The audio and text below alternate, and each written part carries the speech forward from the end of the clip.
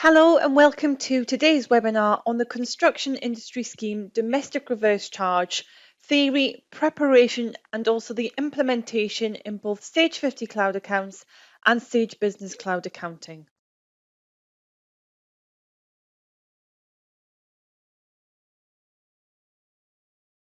Let's take a look at today's agenda.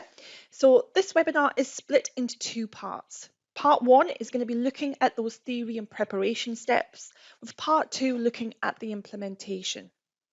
So in part one today, we'll be looking at an introduction and overview of domestic reverse charge. We'll also look at missing trader fraud and how to solve this. We'll look at steps to prepare for these changes coming into force and also some of the other considerations. Under part two, we'll then look at how to process incoming supplier invoices, how to issue your customer invoices where domestic reverse charge applies. We're going to look at the impact on the VAT return. We'll also have a look at some of the common questions and also a look at the further support and help we have available for you. Today's webinar will demonstrate two products, Sage 50 Cloud Accounts and Sage Business Cloud Accounting. So please be aware during the demonstration that not all of the slides may apply to your software. We will address these in two separate sections just to make that very clear.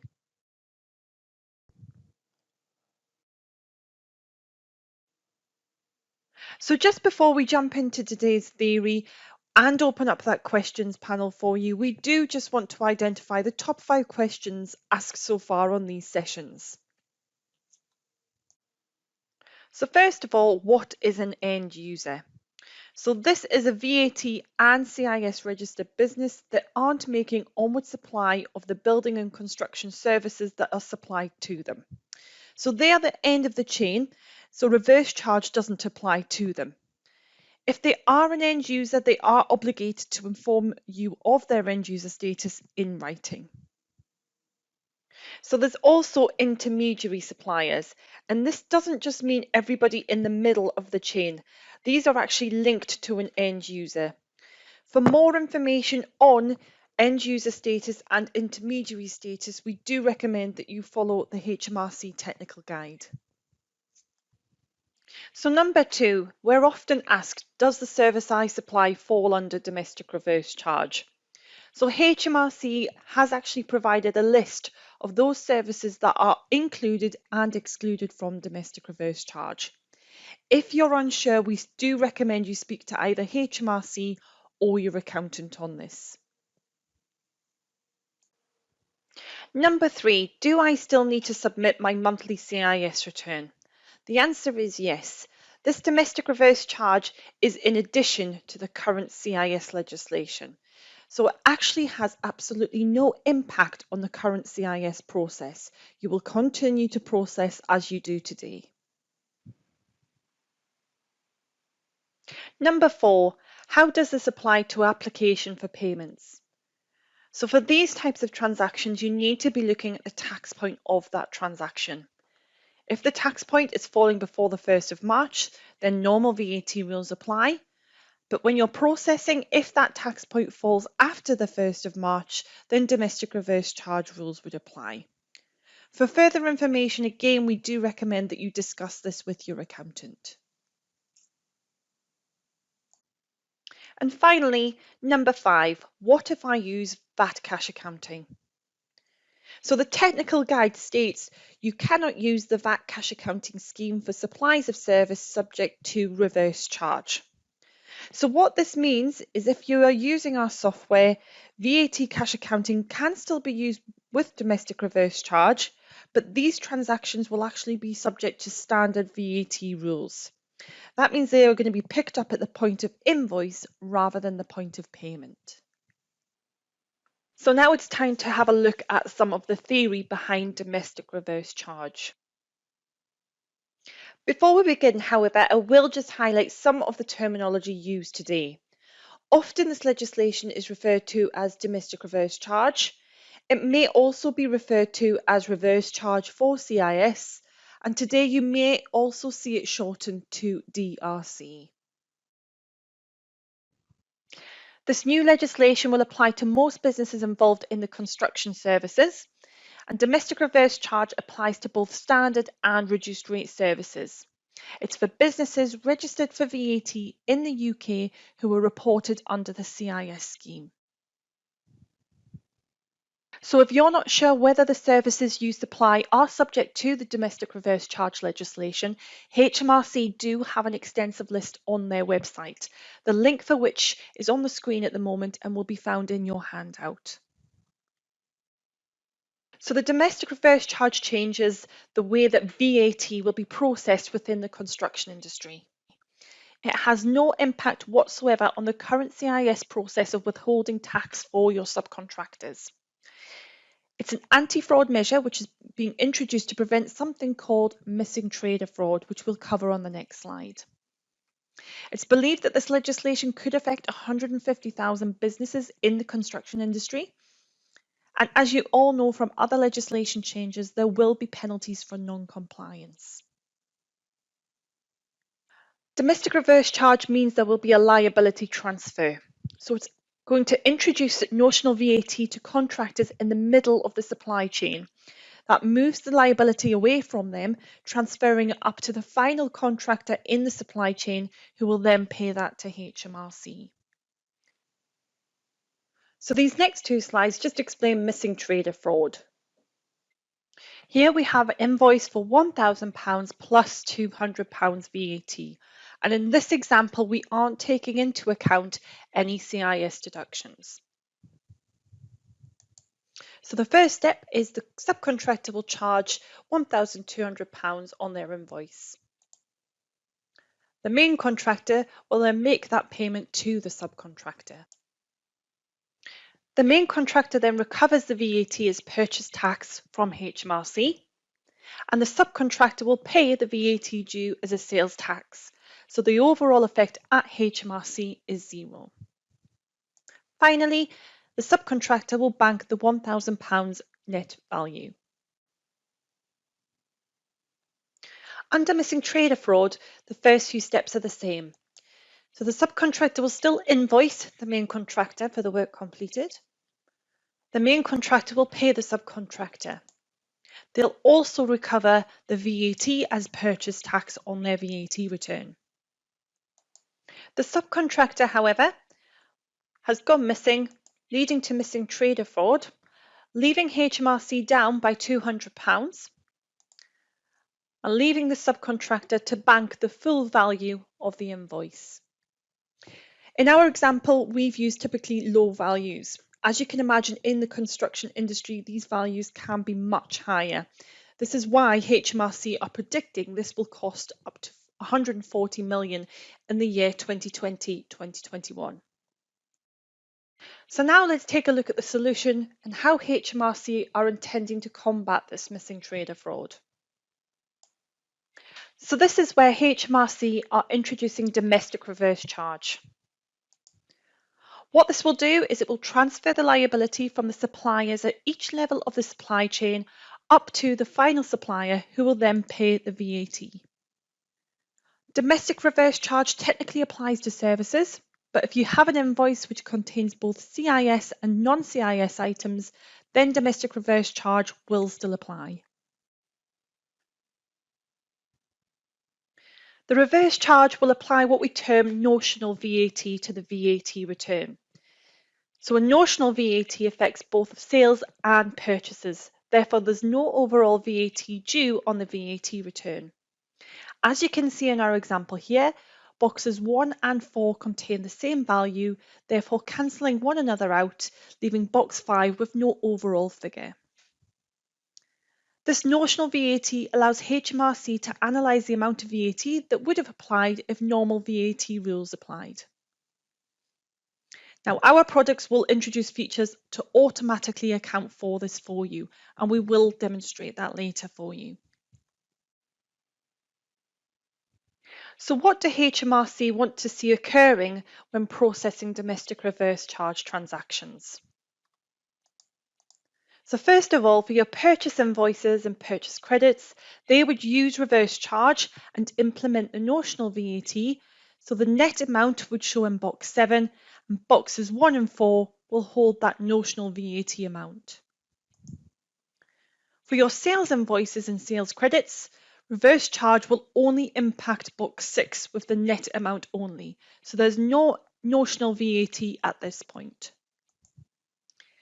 However, if you're issuing an invoice to your customer, the invoice must clearly state that the transaction is subject to reverse charge and either contain the value of that VAT or the percentage rate of that VAT. HMRC have provided examples of the wording which meets the legal requirements, and that is held on the link at the bottom of the page. Again, that link will be found in your handout. So reverse charge doesn't apply to supplies to end users or intermediary suppliers. They are considered the end of the chain and normal VAT rules must apply. Communication must be made and it must be in a written notification of end user or intermediary status. And this can be made in writing, via email or in a formal contract. This was previously considered desirable, but is now a requirement, and this came into effect in June 2020. So next we're going to take a look at how to actually apply domestic reverse charge. You may have already determined your position in the supply chain in each of your contracts. If not, you may need to contact your customers and suppliers to confirm details, such as if they're VAT registered, if they're within the construction industry scheme, and in the case of your customers, whether or not they're end users. Remember, if you are an end user or you're dealing with an end user, this needs to be confirmed in writing. To help us today, we are going to use this 5-step chain as an example, and we're going to look at the domestic reverse charge from a perspective of the 3 contractors in the middle of the chain. These will all need to deal with domestic reverse charge in different ways. In this example, our sole trader is at the bottom of the chain and they're not VAT registered, so domestic reverse charge does not apply to them. The end users or customers at the top of the ladder are the final link, and again, quite often these may be individuals or not VAT registered. To begin with, we're going to start with the small subcontractor who receive an invoice from the sole traders and send customer invoices on to the larger subcontractor. So what we will do is we will summarise the old process versus the new process under domestic reverse charge. As mentioned before, the sole trader that they're dealing with isn't VAT registered. Therefore, the purchase invoice they're receiving from them is treated in exactly the same way as it would be prior to the domestic reverse charge legislation coming into place. The change for the small subcontractor comes when they need to send a customer invoice to the larger subcontractor, the next one in the supply chain. So first, let's take a look at the old process. So under the old process, the small subcontractor would charge 20% VAT on their invoices that they're issuing to their larger subcontractor, and they should pay that VAT to HMRC. So in this example, you can see that they've charged £110 plus £22 VAT, and £22 is due to HMRC.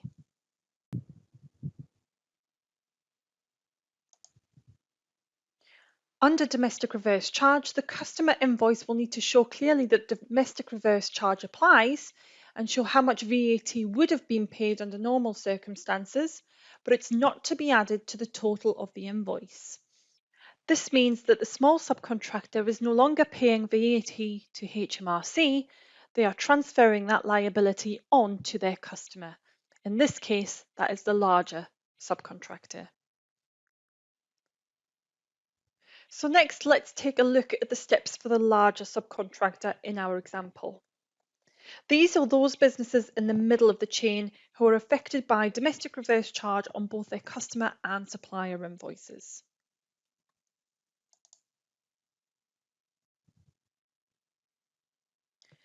This large subcontractor uses small subcontractors but is also subcontracted themselves.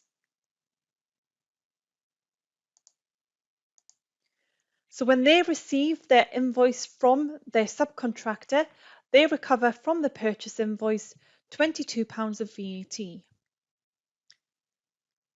When they produce their sales invoice to their customer, they charge £120 plus £24 VAT. In this case, that means that overall they pay £2 of VAT to HMRC. Under the new process, they will record notional reverse charge based on the purchase invoice their subcontractor has issued them. As you can see here, that will impact both boxes 1 and 4 of the VAT return. On the sales invoice they are sending to their customer, they would charge the £120, but this time with reverse charge VAT, again indicating that reverse charge applies and not adding that to the total of the invoice. Again, passing on this liability to their customer. As you can see here, this means that there is no overall VAT due to HMRC.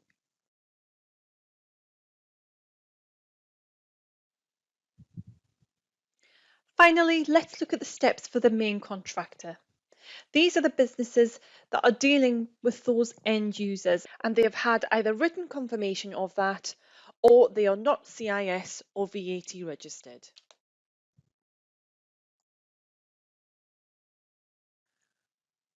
So these businesses are still not the end of the chain as they use subcontractors, but they are in fact invoicing the end customer.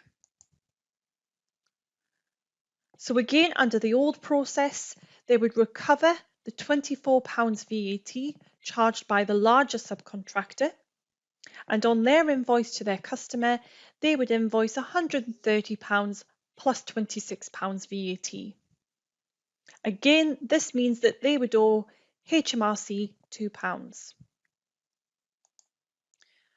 Under the new process, they will record the notional reverse charge based on the VAT that their subcontractor has issued to them. As you can see again, that's going to affect box 1 and 4 of the VAT return.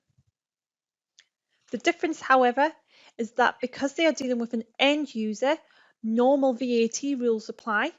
And in this case, they are actually charging the customer as normal. So for £130 plus £26 VAT. This means because they are the final link in the chain for domestic reverse charge, they are then paying the entire liability to HMRC.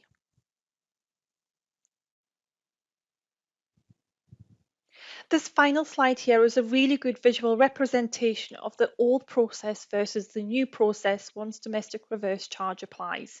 You may find it useful to maybe take a printout of this to help you through those early days understanding the impact on the supply chain.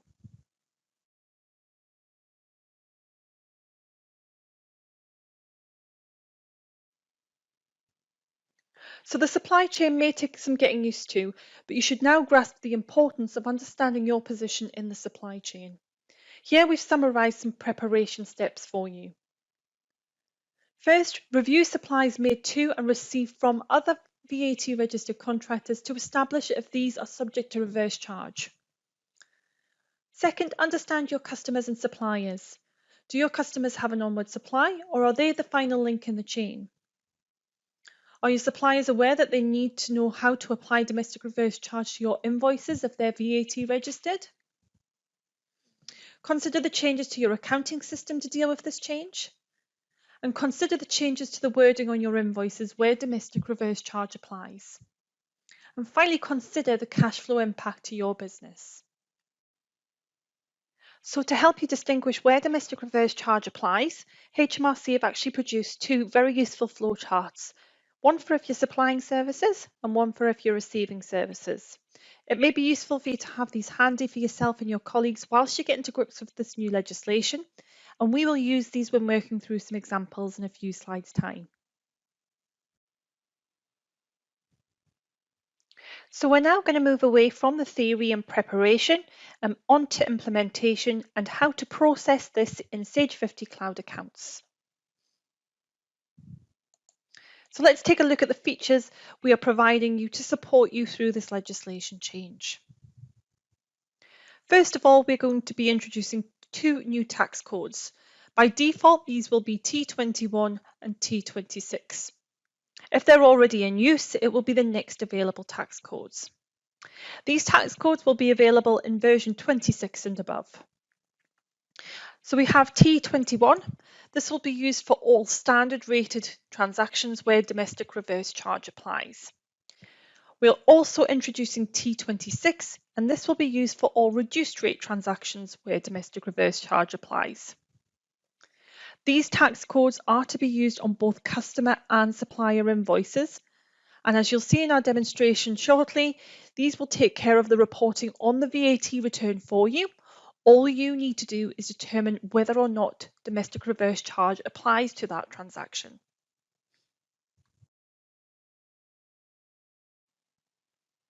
These tax codes should be set up automatically for you if you are using version 26. However, if you do want to check them for your own peace of mind, they should be configured as you can see on the screen at the moment.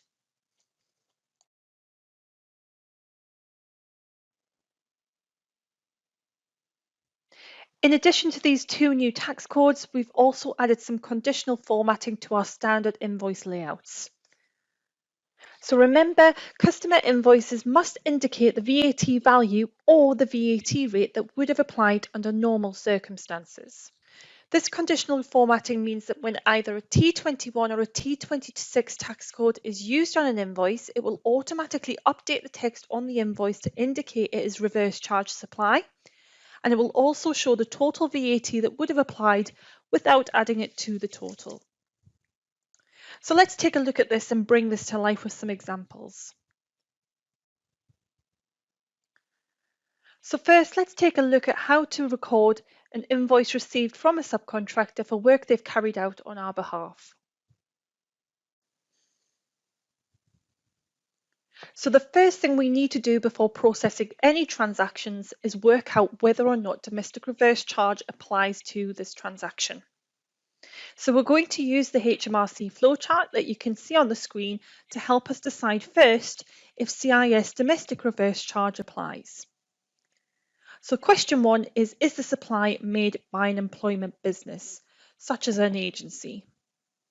In this scenario, no, they're a fellow tradesperson. So we can move on to question two. Is the supply received within the scope of CIS? Again, in this case, they are supplying services subject to the construction industry scheme. Question three, is the supply standard rated or reduced rated? For the purpose of the demonstration, we're going to say standard rated. If the transaction had been zero rated or non-VATable, then you would have processed these in the normal manner. Normal VAT rules would apply. Step 4. Have I confirmed with my supplier that I am an end user? In this case, no, we are not the end user in the supply chain. We are going to be providing onward services.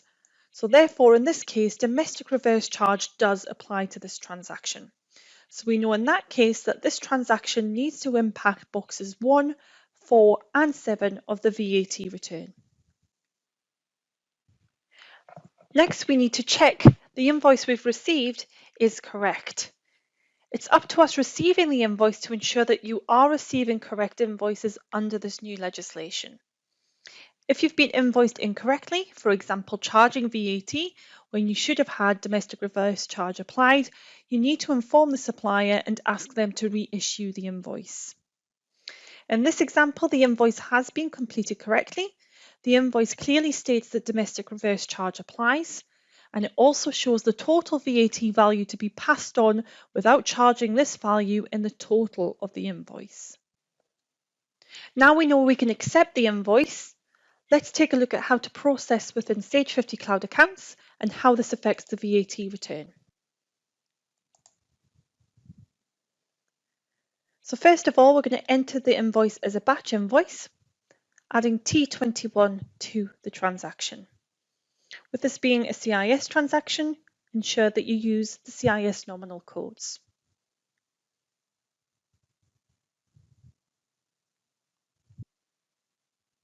As you'll notice there, we're applying T21 to both the labour and the materials on this invoice. So once we've saved that, let's take a look at how that impacts the VAT return. As you can see here, using that T21 has impacted both boxes 1 and 4 with the VAT value, and box 7 now holds the value of the net element of that invoice.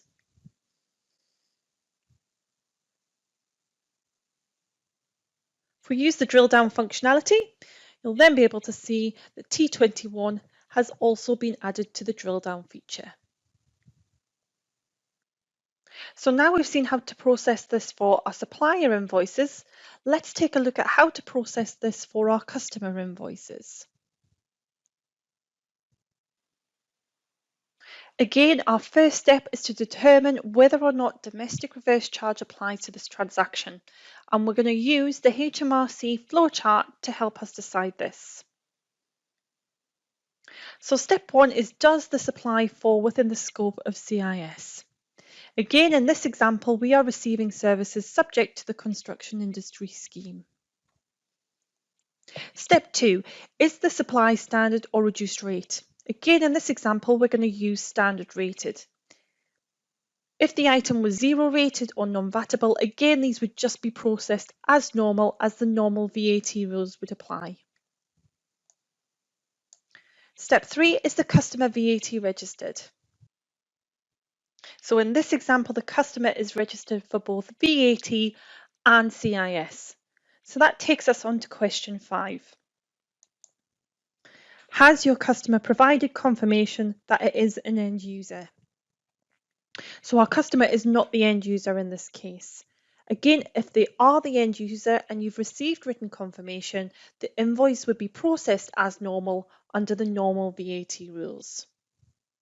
So again, we have determined that in this case, domestic reverse charge does apply to this transaction, and this transaction needs to affect box 6 only on your VAT return.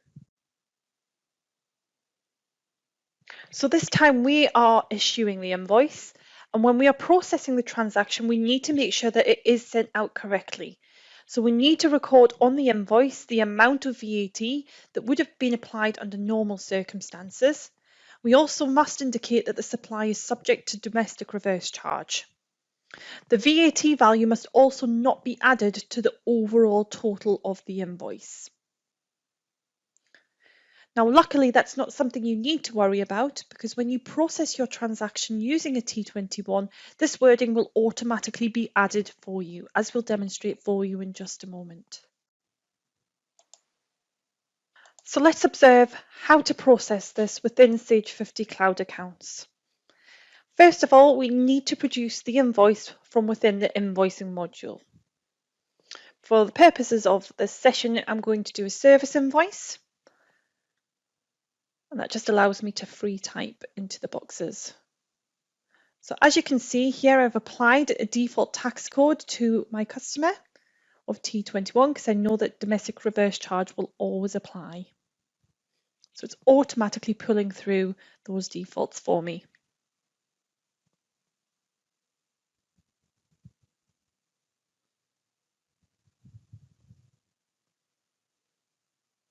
So again, I'm popping my labour and my materials both on a T21. So we're going to save that, and then we're going to have a look at what that looks like when we print this on one of the standard layouts.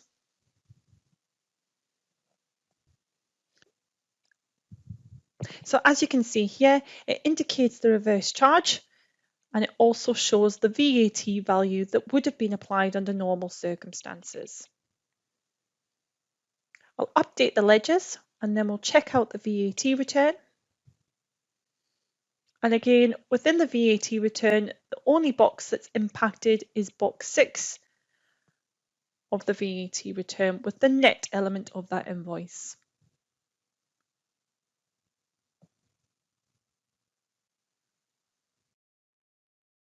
So to assist you when determining where domestic reverse charge applies, we have some additional letters available for you to install and use.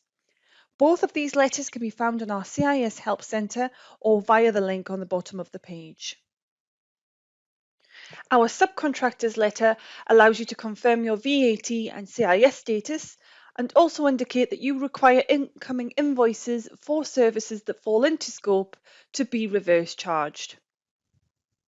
Our main contractor letter helps you gather that information you require from your main contractors, such as their VAT status, their end user status, and whether or not they're an intermediary supplier. So once installed, these will sit in either your customer or supplier modules, and these can be customized to suit your business requirements. It's important to note that these letters are only available in Sage 50 Cloud accounts. So let's now summarize the process within Sage 50 Cloud accounts. In terms of implementation, the key is understanding whether or not domestic reverse charge applies to that transaction. Use the HMRC flowcharts to help you understand whether or not domestic reverse charge will apply. But for your supplier invoices, if you're processing a transaction and it is subject to reverse charge, remember by default T21 is used for your standard rated items and T26 for reduced rated items. By using these tax codes, the VAT return will be impacted correctly for you. Remember, if these codes are already in use, the next available codes will be used instead. And for your customer invoices, again, if they are subject to domestic reverse charge, T21 for your standard rated items and T26 for reduced rate. Again, using these tax codes will ensure that the VAT return is impacted correctly, and it will also update the wording on your standard layouts. Standard layouts can easily be amended to add on logos and also layout preferences. So that sums up the new features and how to process in Sage 50 Cloud accounts. So now let's take a look at how this will work in Sage Business Cloud Accounting. For our Sage 50 customers, please do bear with us as these slides won't apply to you. These features are now live in Sage Business Cloud, therefore you will be able to access these when you log in. So first, let's take a look at this from a supplier point of view. Supplier records within Sage Business Cloud will be updated to include a reverse charge checkbox. This will be visible on both existing suppliers and when creating a new supplier record. When a supplier has CIS details entered and the VAT number has been added, this checkbox will be automatically selected. Domestic reverse charge will then be applied on all future invoices. However, this can be overridden on an invoice by invoice basis. So let's take a look at how to implement that on a supplier invoice. In this example here, I've selected a CIS and VAT registered supplier, and the invoice date is falling after the 1st of March. As you can see, there is a tick box on the invoice itself that can be deselected if this particular invoice does not fall under domestic reverse charge rules. However, because this is selected, reverse charge VAT has been calculated but not added to the total of the invoice. The banners in the invoice will be updated to indicate the invoice includes reverse charge also. Once this invoice is saved, it will ensure that notional VAT is applied to the VAT return. This means that the VAT value will impact boxes 1 and 4, and box 7 will show the net element of the transaction.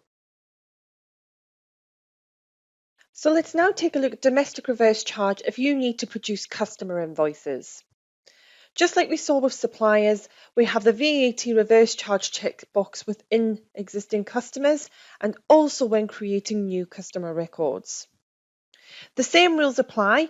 If the CIS details and the VAT registration number have been entered, then this will be automatically selected. This can be deselected if you know domestic reverse charge will not apply, for example, if you know that you're dealing with the end user.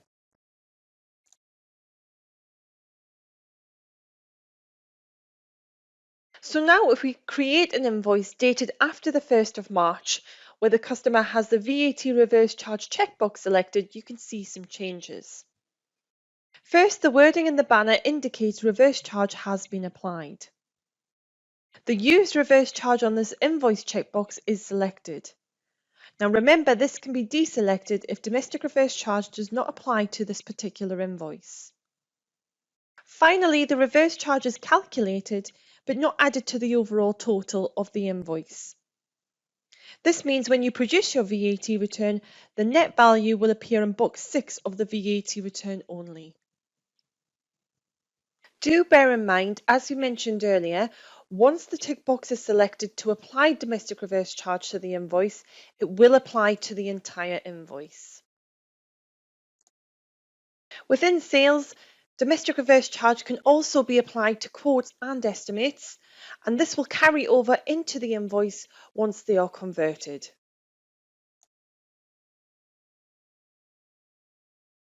When it comes to printing or emailing these invoices, our layouts have been configured to display the reverse charge value whilst not adding it to the total. They will also contain the correct domestic reverse charge wording for you.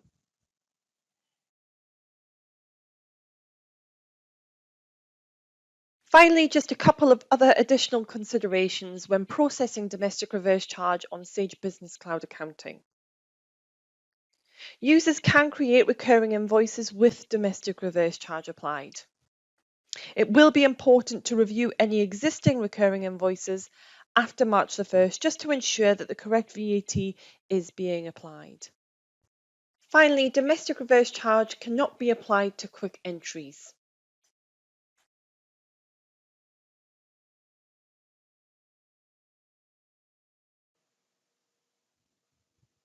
So that brings us to the end of our product demonstrations.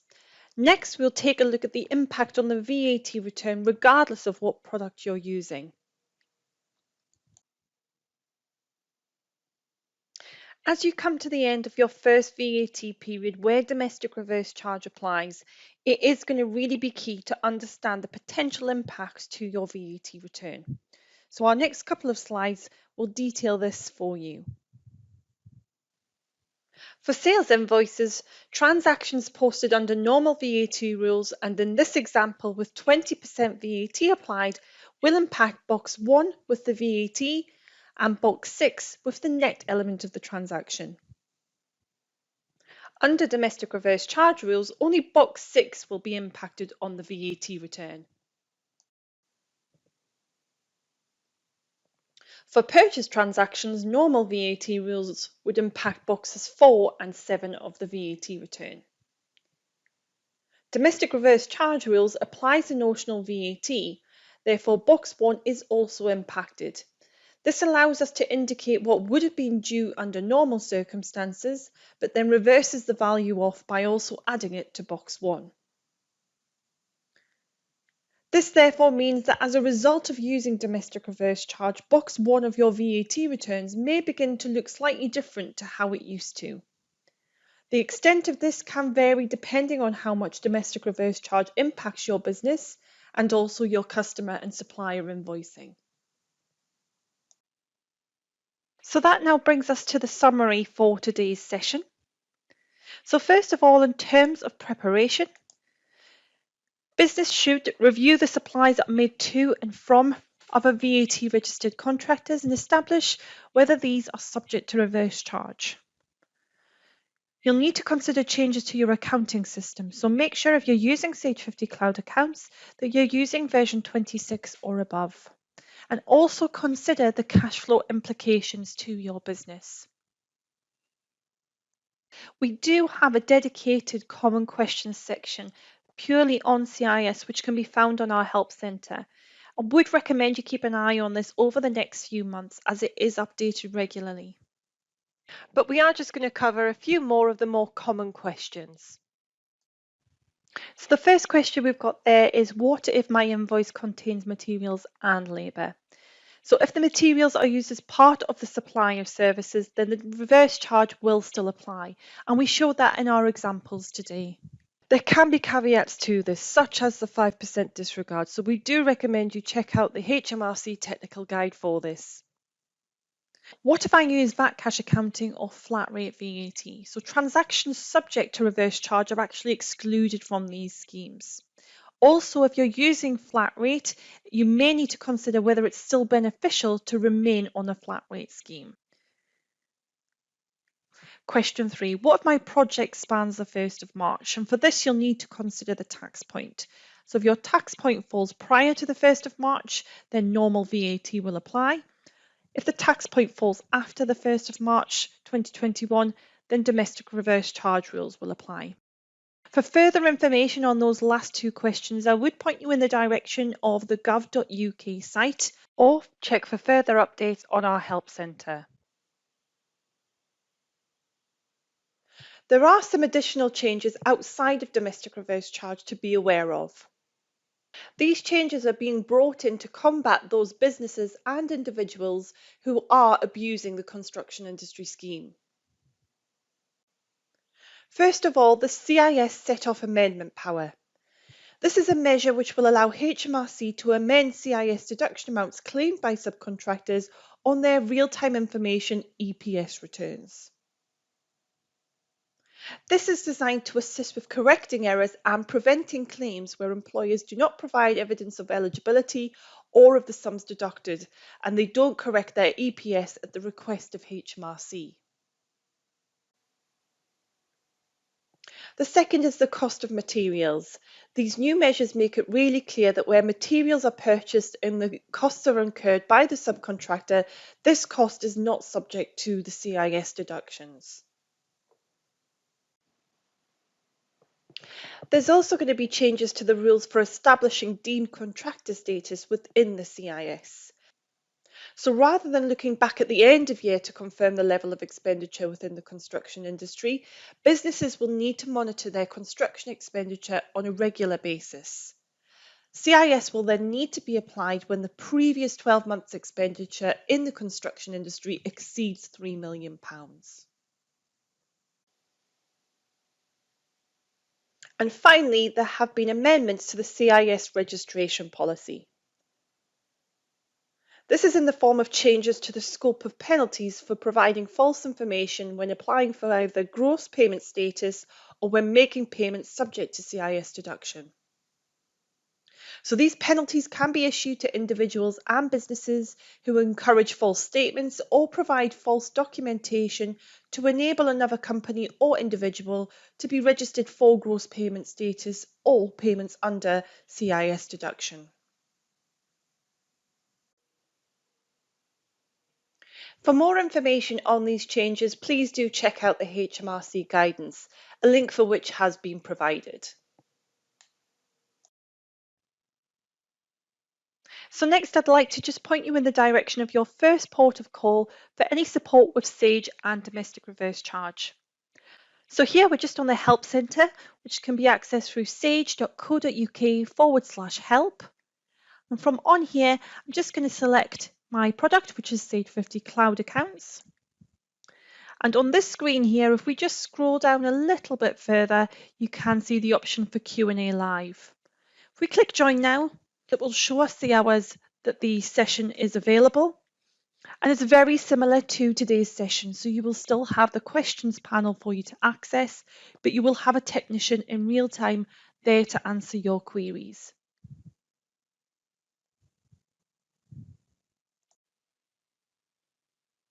I just want to take the last few moments just to show you some further support and training. We have lots of on-demand webinars and also recordings available on our Help Centre. We also have free e-learning available on Sage University, and also we have lots of resources available on our Sage Help Centre. So as I mentioned earlier, Sage University is offering free e-learning. The link is on the screen there at the moment, and we do have a dedicated module for CIS domestic reverse charge within there. We also have our Help Centre, which is our central hub for all help and support across all aspects of our software, but we also have a dedicated CIS page within there. So that brings us to the end of our session today on domestic reverse charge for CIS. All that's left for me to say is thank you very much for joining us. Take care and stay safe.